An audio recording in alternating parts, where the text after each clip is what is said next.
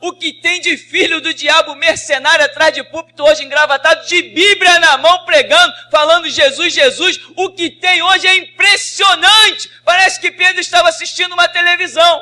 Impressionante, inigualável essa revelação. Amém. João capítulo 21, verso 15 diz: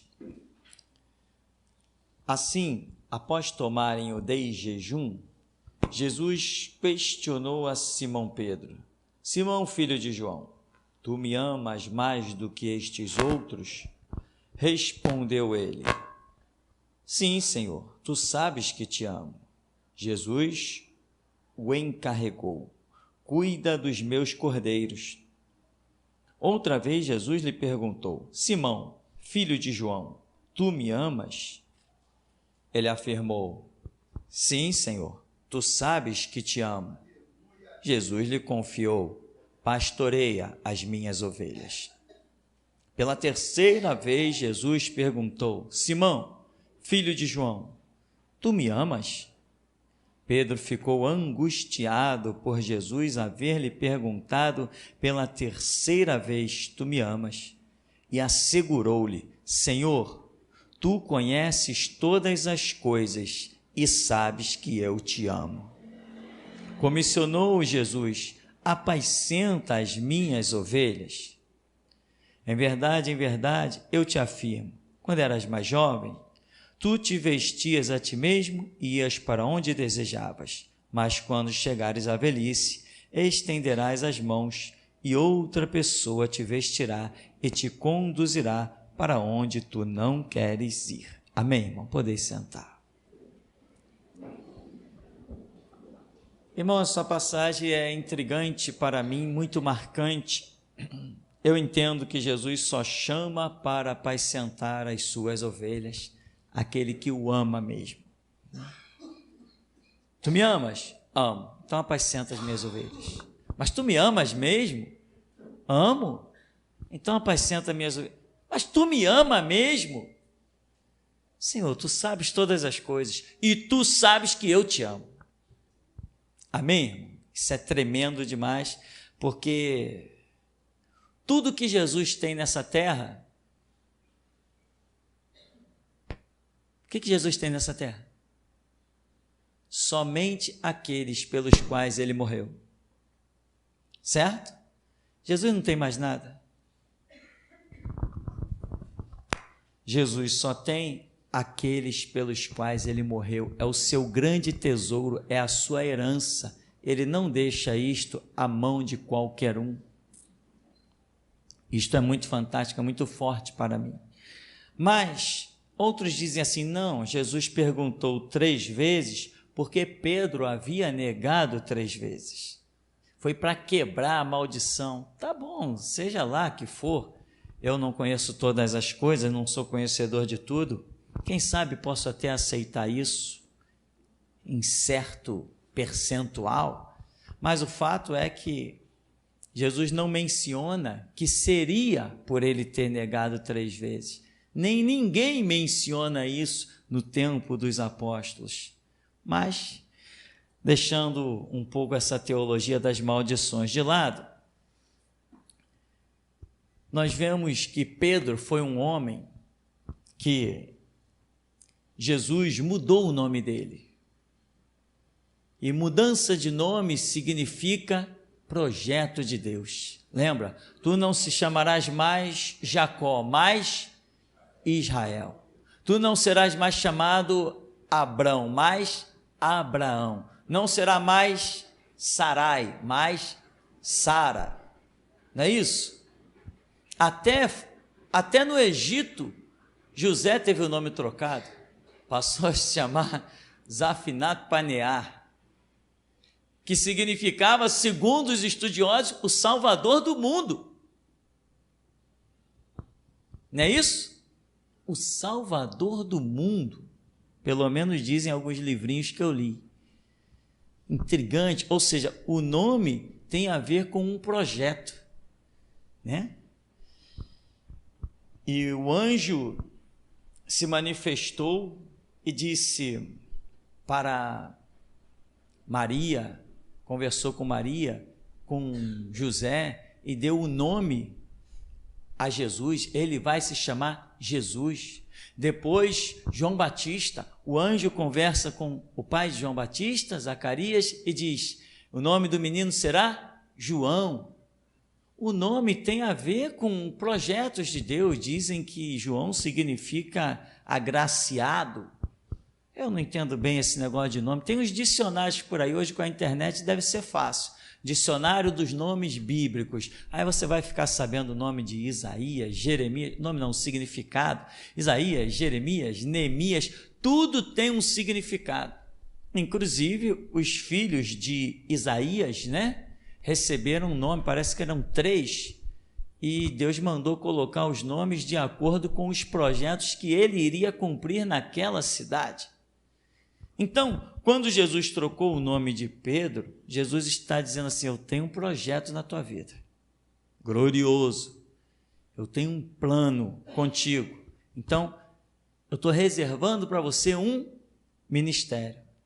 Depois, Jesus diz assim, não necessariamente na ordem eu estou falando, irmão, porque também não tenho memória da ordem, mas Jesus intercede por Pedro, porque ele diz assim: Pedro, esta noite o diabo vos pediu para cirandar como trigo, para te cirandar como trigo, mas eu roguei ao Pai por ti, para que a tua fé não desfaleça.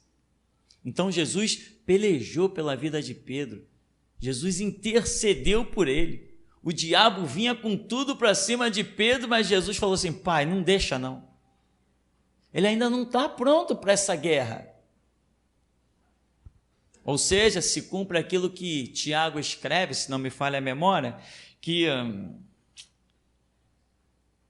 não nos veio nenhuma tentação além do que possamos resistir, Ou seja, se alguém cai, é porque vacilou.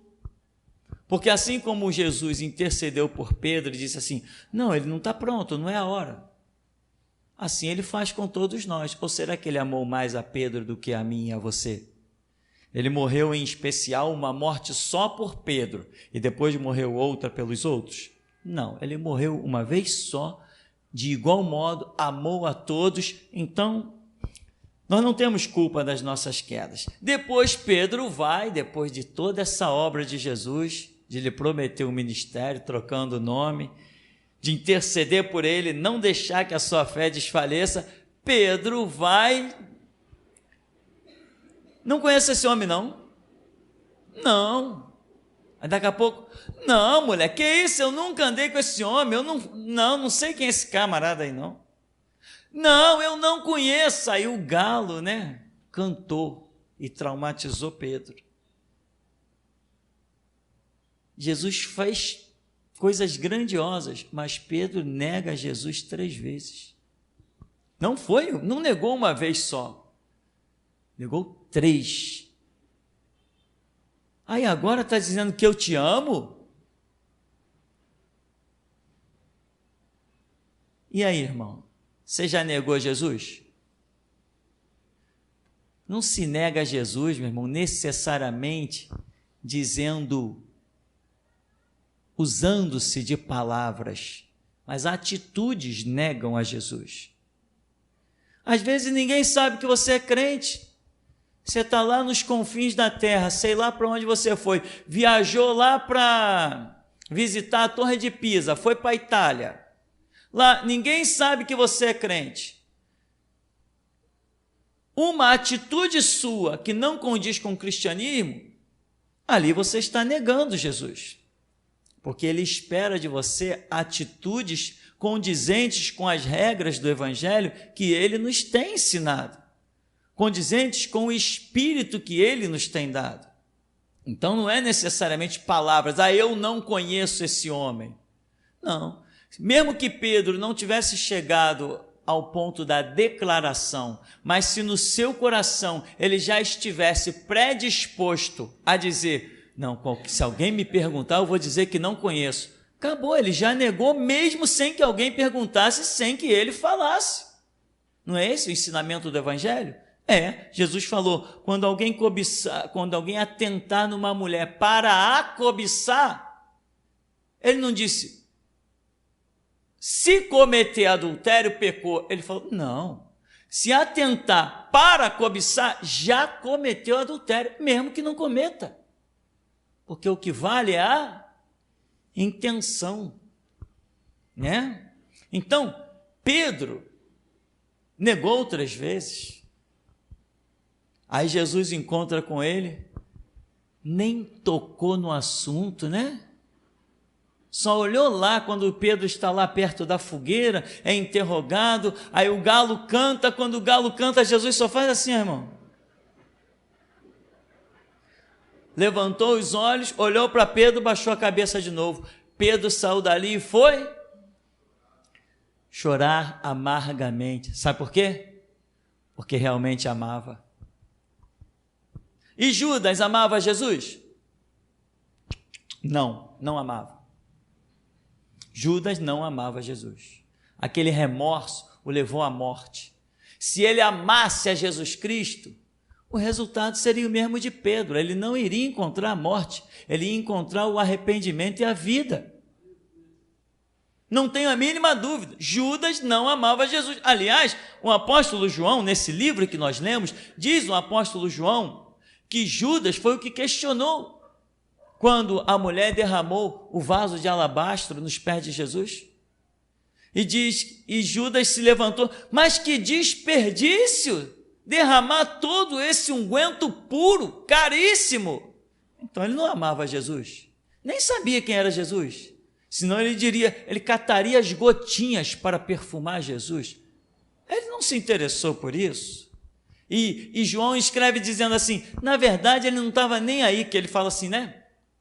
Esse unguento poderia ter sido vendido e dado aos pobres. Aí João diz assim, conversa fiada. Ele não estava nem aí para os pobres, ele é ladrão. Nas nossas ofertas do grupo, ele cuidava das ofertas e era ele que roubava as ofertas do grupo. Ele era ladrão das ofertas que davam para Jesus. Ele amava Jesus. Igual os políticos brasileiros, só se for assim. Era apaixonado por Jesus, só se for igual Brasília. Então, irmão, Judas não amava Jesus. Então, no seu delito, ele encontrou logo a morte, a desgraça, o inferno. Mas Pedro amava Jesus. Então, quando Jesus chega diante de Pedro, né, eles estão lá pescando, não pegaram nada. Aí Jesus está longe lá na praia, é o que conta o capítulo anterior. Está longe lá na praia. Ei, vocês aí, pescaram alguma coisa? Ninguém reconheceu Jesus. Aí eles falam assim, não, a noite inteira não pegamos nadinha. Aí ele fala assim, então joga a rede do lado direito. Que diferença faz lado direito e lado esquerdo?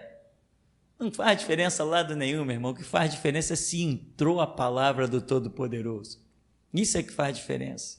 Aí eles, jogar a rede do lado direito? Vamos jogar. Diz alguns que foi João que incentivou. Não, vamos jogar, ele está falando para jogar, vamos jogar. Mas já jogamos rede a noite inteira. Não, vamos jogar. Jogou. Quando puxaram, a rede não quer vir? Aí eles olharam lá para a praia e falaram, não, quem é esse? Aí alguém diz, é o Senhor. Estavam acostumados a pescar com a palavra do Senhor. E falaram, é o Senhor.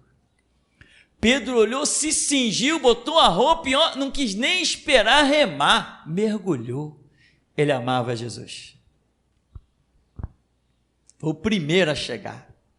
Os outros foram remando, tinha que levar o barco, tinha que levar os peixes, foram remando, mas Pedro não esperou. Caramba, não é que é o Senhor mesmo? Largou tudo, caiu dentro daquela água e meteu o braço. Queria chegar logo, usou todos os seus esforços. Amava Jesus. Quando ele chega diante de Jesus, tem muita gente que pensa que dá para Deus, né? Mas quando chegou lá, já tinha um fogo aceso e peixe assando lá. Aí Jesus disse assim, traz aí também dos peixes que vocês pegaram, bota aqui na fogueira. Ô glória, imagina o céu, irmão.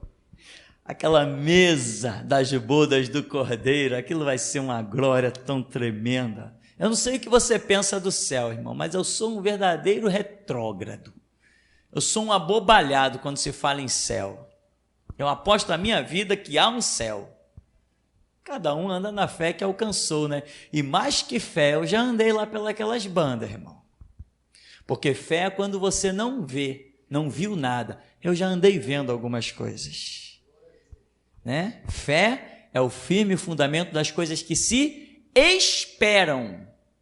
Se você está esperando, não está vendo. E a prova dos fatos que não se veem. Acredite, irmão, há um céu. Há um céu e é tremendo. Se aquilo que eu vi já foi tão tremendo, imagina toda a glória que não deve ser. Deus vivo, tremendo demais. Aí, quando Jesus está ali com os seus discípulos, ele não diz: poxa, Pedro, papelão que você fez, hein? Tu me negaste diante dos homens, hein? Caramba, e não foi nenhuma não, hein? Foi logo 3, hein? Até diante daquela mulher que não te oferecia nenhum perigo, Pedro, você me negou diante da... Caramba, Pedro, papelão que você fez? Mas Jesus não fez isso. Jesus não repreendeu Pedro. Jesus disse: Pedro, tu me ama? Te amo. Então por que tu me negou? Não perguntou isso. Pedro, tu me ama? Te amo. Então vou te confiar uma grande obra. Apacenta as minhas ovelhas. Aqueles pelos quais eu morri, tu vai apacentar eles. Pedro, tu me amas? Então, Pedro, já que tu me amas, eu estou te dando uma segunda chance. E a repreensão? Como eu já disse esses dias, irmão, homem de Deus não precisa de repreensão, precisa de uma segunda chance. Você já pegou a sua? Então vai e não peques mais. Homem de Deus não precisa de brá, brá, brá. As pessoas se assustam comigo. Pastor sabe como é, né, pastor? A carne é uma desgraça, pastor. A carne é desgraça, sem ela tu não estava vivo. A carne é uma desgraça, pastor. Pastor, eu pisei na bola. Poxa, irmão, são vários casos, de perto e de longe. Pastor, o que eu faço? Sabe o que você faz, irmão? Você acha que errou? Não, errei. Então levanta a cabeça, vai para frente e não erra mais. Pô, mas eu esperava que a foice fosse passar, a guilhotina, a cadeira elétrica, a forca. Para quê, meu irmão? Quem é homem de Deus não precisa de repreensão nem tapa, precisa só de mais uma chance. Quem é homem de Deus, meu irmão, não precisa de ladainha, não. Tu ama Jesus Cristo? Amo, então reconhece teu erro, reconhece. O que você vai fazer? Não vou errar mais. Acabou, meu irmão. Jesus vai olhar e vai dizer assim: é esse que eu quero. É esse. Ele sente o peso do pecado, ele sente o peso, ele vai para o chão, ele se desintegra diante da fraude que ele cometeu, diante dos seus delitos e erros. O que vai se dizer para um homem que está arrependido do seu delito? Quem ousa repreender um homem arrependido? Um homem arrependido é um homem sem pecado. Um homem arrependido é um homem sem delito, porque se confessarmos os nossos pecados, Ele é fiel e justo para nos perdoar os pecados e nos purificar de toda a injustiça. Então, um homem dessa natureza, você olha para ele, cadê o pecado dele? Coitado daquele que ousar levantar o dedinho para ele. Ele fez. Cuidado, irmão.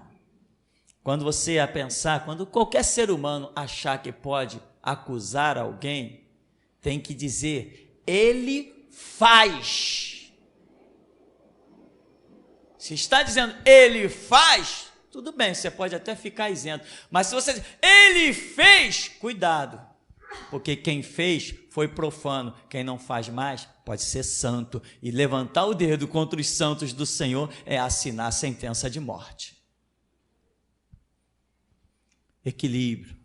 Como que se conquista equilíbrio? Paciência. Nada de pressa. Eu não vou a lugar nenhum. Por mais que eu corra, eu não saio do planeta. Por mais que eu corra, hoje se eu correr, acho que uns 200 metros, acabou o fôlego, vou ficar lá sentado meia hora, até o próximo ar.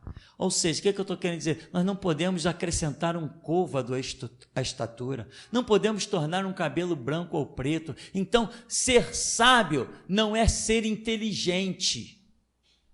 Ser sábio é receber de Deus que tipo de passo e comportamento você precisa ter. A sabedoria não é algo que vem do homem, sabedoria vem do alto. Porque senão, Salomão diria assim, não, eu vou percorrer a terra e vou encontrar sabedoria para dirigir o povo do Senhor. Não, nada disso. Deus apareceu para ele, ele disse, me dá sabedoria para dirigir o teu povo. E Deus falou assim, é comigo mesmo, só eu posso dar. Tiago escreve e diz assim, se alguém tem falta de sabedoria, peça a Deus, que a todos dá liberalmente e não lança em rosto. Então, irmão, acredita nisso, irmão. Homem de Deus também cai. Homem de Deus também comete seus delitos. Mas se é homem de Deus, vai virar sal da terra, luz do mundo e cidade edificada sobre o monte. Aquele que é homem de Deus, quando comete certos delitos, quando cai, quando reconhece as suas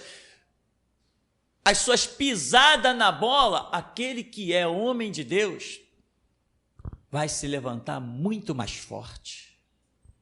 Muito mais forte, irmão. Porque de um campo de batalha, quando um guerreiro sai derrotado, a volta dele, meu irmão, ele sabe aonde caiu e ele vai bem preparado para naquele ponto não cair nunca mais. Não aconteceu isso com as histórias de Israel?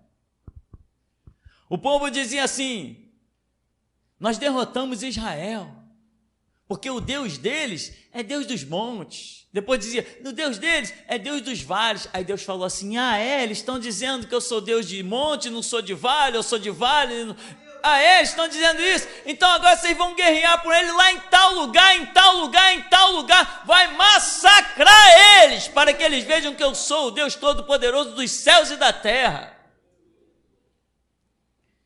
Então, irmão, homem de Deus não precisa de ladainha. Lá vem o profeta Natan. Davi, Natan está aí fora, quer falar contigo. Põe a mesa, manda ele entrar. Natan, seja bem-vindo, sente-se.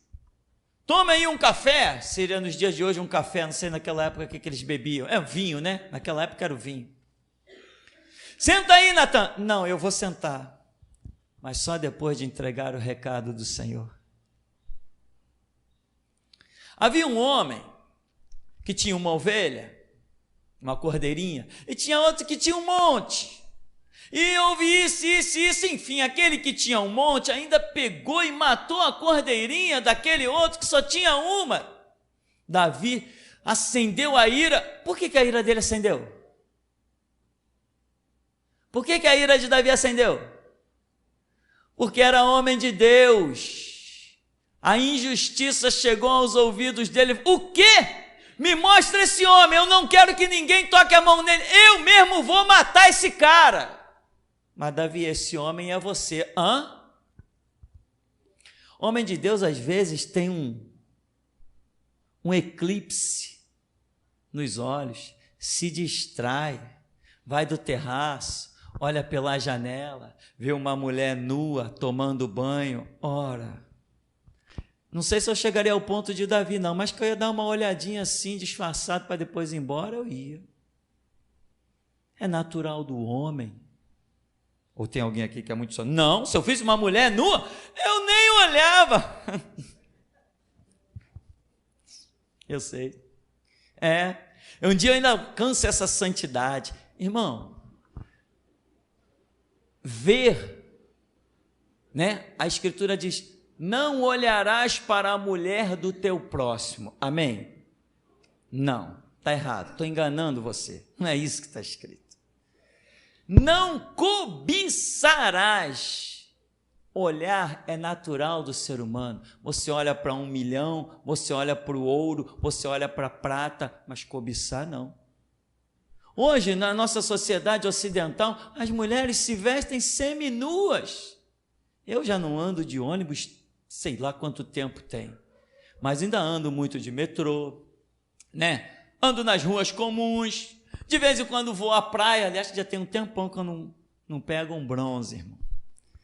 Mas, de vez em quando vou à praia, e mulheres de biquínis passando na tua frente e tal. Não, mas eu não olho. Ah, então como é que você anda? Como é que você anda então, meu irmão? Assim, né? Vai tropeçar, tu vai se machucar. Agora, olhar, meu irmão, é uma coisa. E para mim, para o meu coração, cobiçar, desejar e ter a ardência em querer possuir, e isso são abismos muito diferentes. Quem olhar para os meus olhos, tem que ter muito cuidado na hora de julgar os meus olhares, porque senão eu vou dar 99,99% de dica que pode se arrebentar. Pode se arrebentar, meu irmão. Eu era solteiro, novo, 20 e poucos anos, nessa sociedade chamada Sodoma e Gomorra que nós vivemos, e eu nunca me envolvi. Seria agora, depois de cabelos brancos, e a careca já aparecendo, a calvície transparecendo, depois de meio século de vida, 30 anos de evangelho, agora que eu vou cair naquilo que a minha mocidade não me seduziu? Eu diria, é difícil, é muito difícil. Ainda mais que o meu amor por Jesus, a minha paixão por Jesus, supera qualquer outra paixão. Sou apaixonadíssimo pelo homem de Nazaré. Dou a minha vida por ele. E não sei se daria a vida por outra pessoa, não sei se daria a vida por um filho, não sei se daria a vida por um pai, por uma mãe, isso eu não sei, mas por Jesus eu dou a minha vida. Davi, esse homem é você. Caramba, Betseba, onde é que eu estava com a cabeça? Aí, sabe como é que eu vou te provar que Davi era apaixonado por Deus e era homem de Deus? Eu fui lá para trás. Para onde que eu fui? Salmo 51. Escuta. Olha o que está escrito em cima desse salmo. Ao regente do coro, salmo de Davi, quando o profeta Natã o confrontou, depois de haver ele cometido adultério com Betseba. Salmo 51. Tem piedade de mim, ó Deus, segundo a tua misericórdia, conforme a tua grande clemência, apaga minhas transgressões, lava-me de toda a minha culpa e purifica-me do meu pecado, pois no meu íntimo reconheço as minhas transgressões e trago sempre presente o horror do meu pecado. Pequei contra ti somente, pratiquei o mal que tanto reprovas. Portanto, justa é a tua sentença, e incontestável ao julgar-me condenado. Reconheço que sou pecador desde o meu nascimento, sim, desde que me concebeu minha mãe. Sei que tu queres estabelecer a verdade no meu interior, e no meu coração ministras a tua sabedoria. Portanto, purifica-me com ensopo e ficarei limpo, lava-me e mais branco do que a neve serei. Faze-me voltar a ouvir júbilo e alegria, e os ossos que esmagaste exultarão. Esconde o rosto do meu pecado e apaga todas as minhas iniquidades. Ó Deus meu, cria em mim um coração puro e renova dentro de mim um espírito inabalável. Não me afastes da tua presença, nem tires de mim teu Espírito Santo. Restitui-me a alegria da tua salvação e sustenta-me com o espírito disposto a obedecer. Então ensinarei aos teus caminhos aos transgressores, para que os pecadores se voltem também para ti. Salva-me do pecado de sangue derramado, ó eterno Deus da minha salvação, para que minha língua seja livre para cantar exaltando a tua justiça. Ó Senhor, dá palavras corretas aos meus lábios, para que a minha boca possa proclamar o teu louvor. Não te deleitas em sacrifícios, nem te comprazes em oferendas, pois se assim fosse, eu os ofereceria. O verdadeiro e aceitável sacrifício ao Eterno é o coração contrito, um coração quebrantado e arrependido, jamais será desprezado por Deus.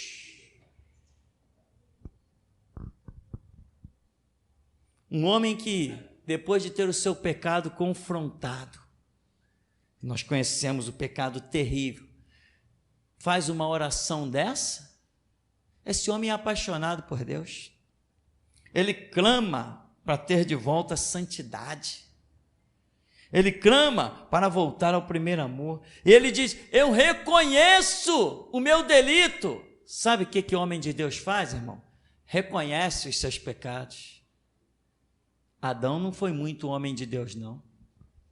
Adão, onde estás? Ah, me escondi. Por quê? Não, a mulher que tu me deu. Isso não é homem de Deus, não.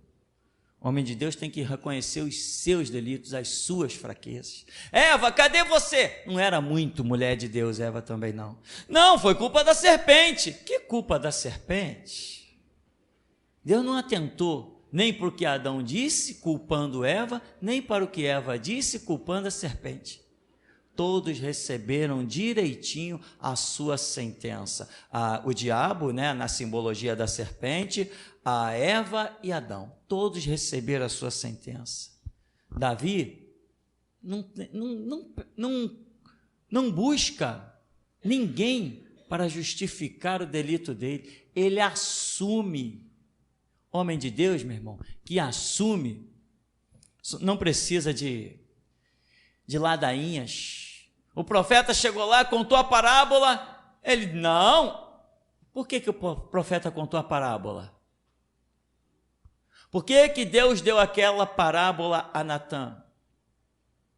Para provar se o coração de Davi ainda andava em busca da justiça. E viu que andava, o seu coração ainda andava em busca da justiça.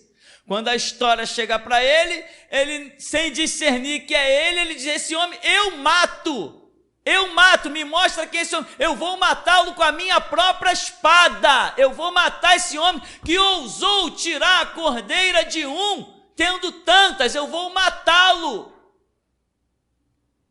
E Deus olhou para Davi e disse: tu és digno de morte, falou através de Natã. Mas Deus não vai te matar. Deus traspassou o teu pecado, não perdoou, porque virá um castigo. Se tivesse perdoado, não viria castigo. Quando o pecado está perdoado, não tem castigo. Houve um castigo, então a versão verdadeira diz traspassou. A versão equivocada diz perdoou, não perdoou, traspassou. Ou seja, ele teve que pagar pelo aquele delito, sim, mas o castigo máximo seria a morte, como ele mesmo se autossentenciou. Mas o profeta disse: Deus não vai te matar, ele traspassou o teu pecado. Sabe por quê, meu irmão? Porque Deus não mata o homem de Deus. Deus não mata o homem de Deus. Agora, quando se permanece no erro, se insiste nas delinquências, aí é diferente. quando se permanece na transgressão, quando se busca a autossatisfação e abandona-se os conceitos de Deus, aí é diferente. Samuel, Eli, tu me chamaste? Samuel, Eli, tu me chamaste? Diga assim, Samuel, fala, Senhor, que o teu servo ouve. Samuel, fala, Senhor, que o teu servo ouve. Samuel, tu vai dizer o seguinte para Eli: eu já o repreendi várias vezes, já mandei profetas aí para falar com ele, diz a ele que agora já basta, ele insiste em permanecer no erro. Samuel, tu vai dizer para ele o seguinte, que eu vou julgar toda a sua casa em apenas um dia e vou exterminar todo homem da descendência dele, para que nunca mais haja nenhum sacerdote da linhagem dele na minha presença. Por quê? Porque ele transgrediu contra mim. Não transgrediu, não, porque ele deixou os outros transgredirem.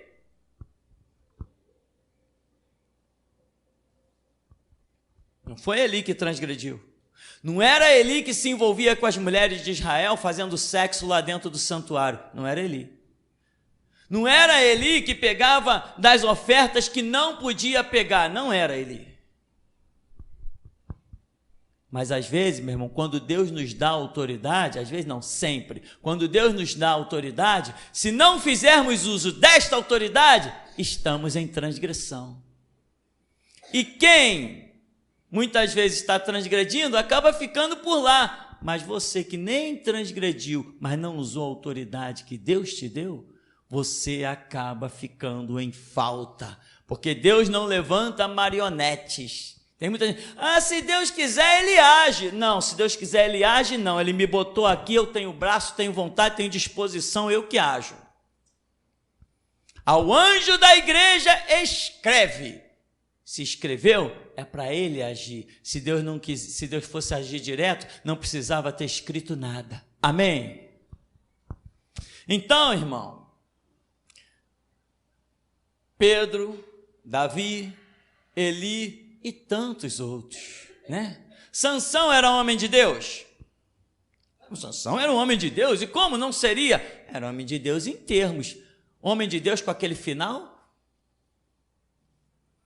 Homem de Deus, foi para isso que Deus deixou Sansão, aquele anjo se manifestou a Eloá, pai de Sansão, se não me falha a memória o nome, foi para isso, para aquele menino vir de uma maneira milagrosa, porque a mulher era estéril, Sansão vem de uma maneira milagrosa para acabar soterrado debaixo dos escombros de um templo pagão. Foi para isso que Deus mandou Sansão? Não, então Sansão não foi tão homem de Deus assim, não, porque não era esse projeto. Homem de Deus morre nos projetos de Deus. Davi, como morreu Davi? Farto de dias, velho. Colocavam uma jovem para deitar junto com ele, para o aquecer, e diz a escritura que ele era tão velho, ele nunca conheceu, ou seja, nunca se relacionou sexualmente com aquela menina que deitava lá na cama dele para aquecê-lo. Ele morreu farto de dias, diz a escritura, em velhice. E Pedro, como morreu Pedro? O homem que negou 3 vezes.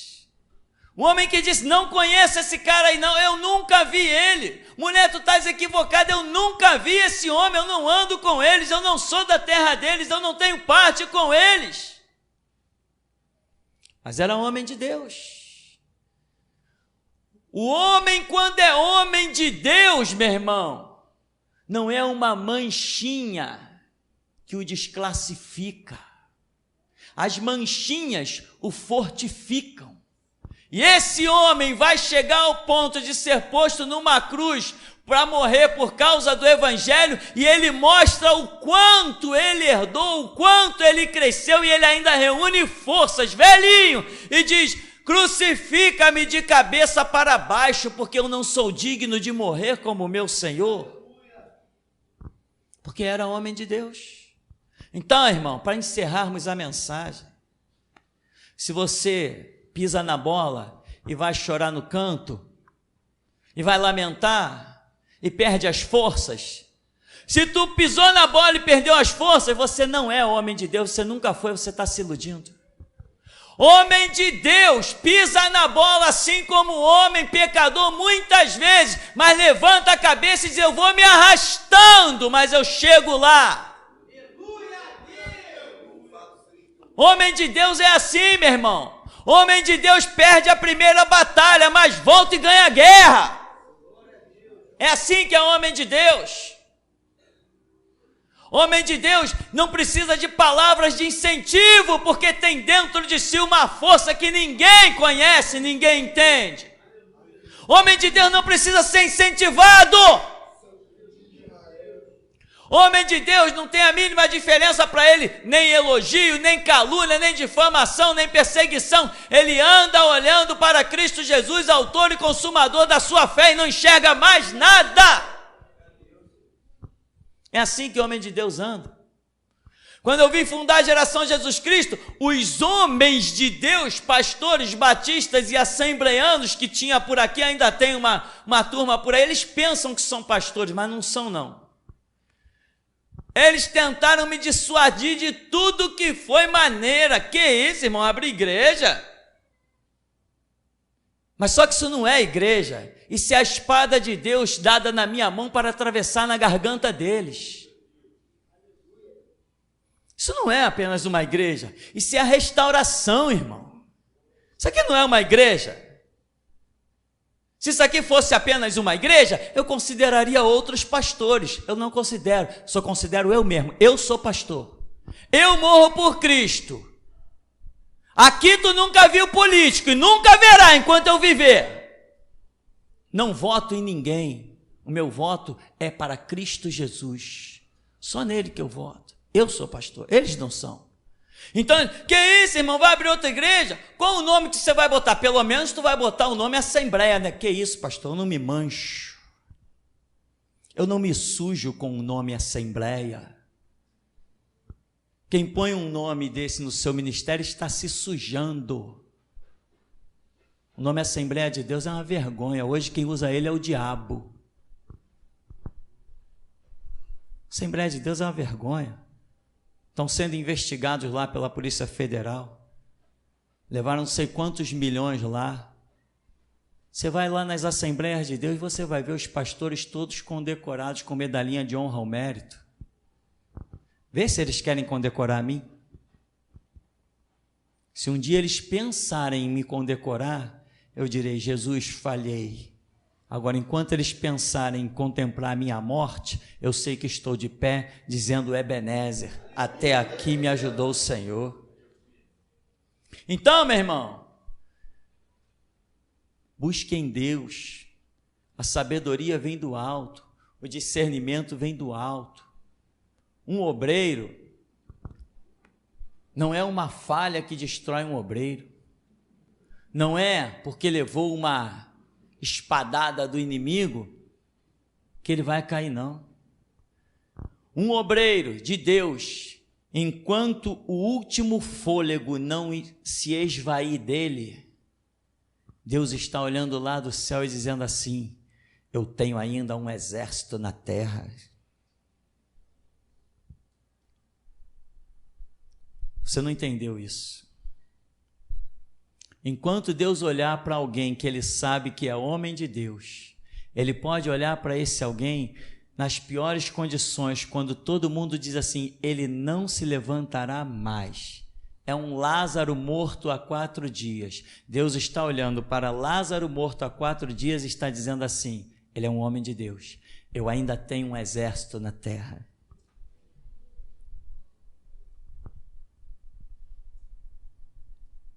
Sabe que é assim, irmão? Sabe que é assim? Quando Deus vinha e dizia para mim assim: todos dizem que você não é nada, mas eu sei quem você é. Hã? E os profetas riam para mim e diziam assim: tchau, irmão, fica na paz, tá? Aí vinha outro: ninguém dá nada por ti, né, varão? Mas o Senhor dá, tá? Paz, irmão, tchau. E eu: hã? Hoje, meu irmão, só existe evangelho no Brasil porque eu estou de pé. Só existe evangelho no Brasil porque eu estou de pé. Aqui não tem passar a mão na cabeça não, isso aqui não é a igreja da família não, isso aqui é a igreja dos guerreiros, aqui é a igreja dos mártires, aqueles que vão derramar sangue por Jesus Cristo, aqueles que vão ver seus filhos levantados aí pelo império do anticristo e vão glorificar a Deus, mesmo na ponta da espada. Isso é igreja, eu prego o evangelho. As arenas são a minha inspiração e não a conta bancária. Eu não me inspiro no dinheiro, eu me inspiro no sangue. Pastor sou eu e não reconheço outro sobre o planeta Terra. Para se tornar um pastor tem que ser o meu aluno. Se não foi meu aluno, não tem condição de ser pastor. E estou aqui para aceitar desafio. Homem de Deus, meu irmão, não tem ladainha. Homem de Deus tem alvo. Homem de Deus tem foco. Homem de Deus sabe o que quer. Está entendendo, meu irmão? Está entendendo? Eu já preguei uma vez aqui, eu disse, irmão, eu sou tão apaixonado por Jesus que nem os meus pecados me afastariam dele. Nem que eu pisasse na bola, nem que eu caísse, eu ia continuar seguindo. Mas até aqui me ajudou o Senhor. Não tenho que amargar e dizer, irmão, ontem eu pisei na bola, não pisei não. Ano passado eu pisei, não pisei não. Eu tenho andado de fé em fé, de glória em glória. Isso não quer dizer que eu não tenha lágrimas aos pés do meu Senhor. Porque eu olho para esse mundo e vejo o quanto precisa ainda ser realizado. E eu espero pela hora que o Espírito sopre, eu não sei se ainda estarei sobre essa terra ou não, mas que ele sopre e levante os 7.000 que jamais dobraram o joelho a Baal. Amém, meu irmão? Então, irmão, atente. Você é homem de Deus? Eu sou homem de Deus. É mesmo? Eu quero ver daqui a 2 anos, 3 anos. Quando eu era da Palavra Viva, na Praça da Bandeira, quando eu passei por vários movimentos batistas e assembleianos, vários, conheci muita gente que tinha voz grossa e pregava, e com uma retórica, com a homilética, com a hermenêutica, e eles pareciam ser grandes homens de Deus. O tempo passou, eu assumi aquilo que Deus me deu a assumir e eles desapareceram. Sabe o que eu concluo? Nunca foram homens de Deus, foram pilantras atrás do púlpito, foram sem vergonhas atrás do púlpito, foram mercenários, vagabundos, que não tinham disposição de encarar um trabalho lá fora e queriam um cabide de emprego dentro da igreja. Porque se fossem homens de Deus, estariam até hoje dando a vida por Jesus Cristo. Homem de Deus, quando conhece Deus, não se desvia. É impossível saber quem é o Senhor e dar as costas para Ele. É impossível. Quem se desviou é porque nunca conheceu Jesus Cristo. Porque quem o conhece morre, mas não larga Ele. Pode até reconhecer que os seus pecados estão o consumindo, mas ele morre clamando, chorando, suplicando. Aleluia! Homem de Deus é isso, irmão. E homem de Deus, meu irmão, muitas vezes disseram para mim, lembra na época do centro? Que os irmãos entraram num centro aí, quebraram lá. Lembra, né? Alguns são mais novos, talvez não lembrem, não sei. Acessa lá na internet que está lá até hoje. E muita gente diz, caramba, os caras fizeram isso? Estão manchando o teu nome. Você vai botar eles para fora da igreja, não vai não? Eu olhava assim e dizia assim, não, eu acredito que eles são homens de Deus. No meu íntimo, eu sempre acreditei. Falei, Não, eu sou um homem de Deus. Se eu não acreditasse nisso, o que você vai falar para eles? Pergunta para eles o que eu falei. Falei nada até hoje. Que o homem de Deus caminha, adquire experiência, discerne todas as coisas e cada dia que passa fica melhor, irmão. Homem de Deus não precisa de ladainha, não. Homem de Deus só precisa de alguém para dar a mão. Levanta aí, irmão. Levantou, ele disse, pode me largar que agora eu ando sozinho.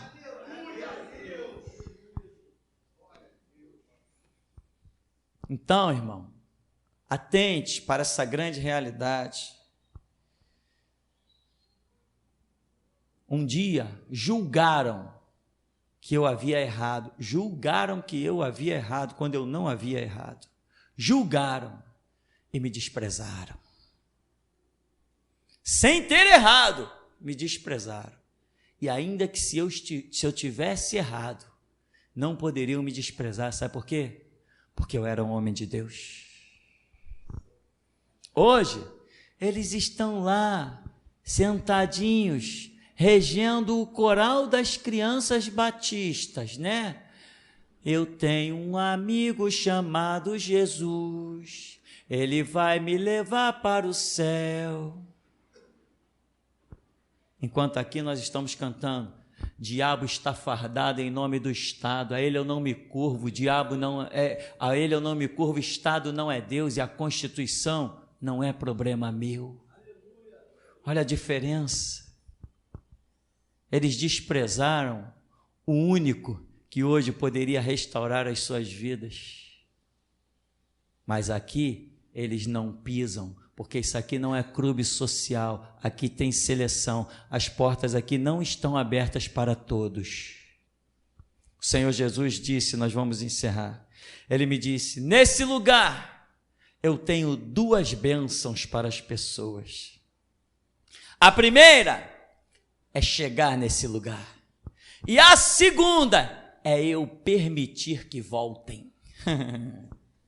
Diz que você já ouviu isso por aí.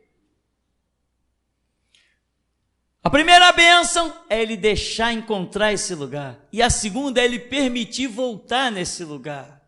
Isso aqui não é para qualquer um. É um centro de seleção e justiça. Por isso, irmão, exulta e canta como a filha de Sião, porque grande é no meio de ti o Santo de Israel. Se você é homem de Deus, no futuro te espera para te dar as boas-vindas, você de pé. Mas se você não é homem de Deus, aí na semana que vem você vai dizer que discordou de uma pregação, que discordou do vestido de um, da calça de outro, da cor da igreja, e você vai culpar todo mundo, quando na verdade o único fracassado é você mesmo. Homem de Deus não vê culpa em ninguém, homem de Deus não vê erro em ninguém, homem de Deus não vê delito em ninguém, homem de Deus não vê motivo para cair, só vê motivo para ficar de pé. É assim que o homem de Deus se comporta, meu irmão. Ninguém é culpado de nada, Deus é culpado da glória que me está proposta. Então, meu irmão, você é homem de Deus? Daqui a 3 anos, 5 anos, nós veremos até que ponto cada um de nós é homem de Deus. Até aqui nos tem ajudado, Senhor.